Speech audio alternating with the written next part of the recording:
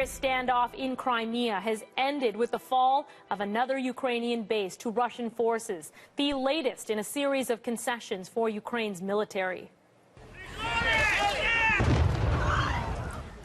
The long confrontation ended when Russian soldiers and pro-Russia militia forced their way onto the base earlier today. Unarmed Ukrainian soldiers were holding it and refusing to leave. The Russians forced their way in after delivering an ultimatum for surrender. There are reports that one Ukrainian soldier was wounded and the commander of that base was taken away. The Russians had the support of many people in the local population who joined them at the base and cheered them on. Meanwhile, in Ukraine's capital, the interim prime minister was welcoming a special guest from Canada. Prime Minister Stephen Harper was there on his way to an international conference on nuclear proliferation. Harper has put a high priority on his political support for the new government in Ukraine.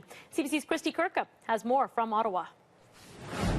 Well, Prime Minister Stephen Harper paid a visit today to Independence Square, and of course that was the square where for months there were pro-democracy protests that actually led to the deaths of dozens of Ukrainians. So that is where Harper paid a visit earlier today. As well, he also had a tete-a-tete with the interim Prime Minister of Ukraine, Arseniy Yatsenyuk, and during that tete-a-tete, that's when the Ukrainian Prime Minister really thanked Canada for the ongoing support during the course of this political crisis.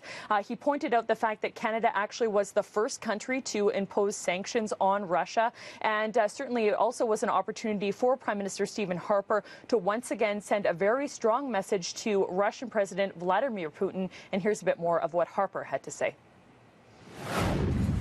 For Ukraine, the consequences of the actions of the Putin regime are obvious and can only be remedied by their complete reversal.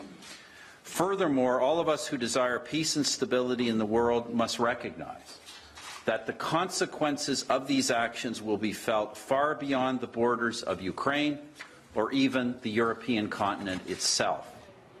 Now, Christine, Harper actually was the first G7 leader to pay a visit to Ukraine since Viktor Yanukovych was ousted a month ago.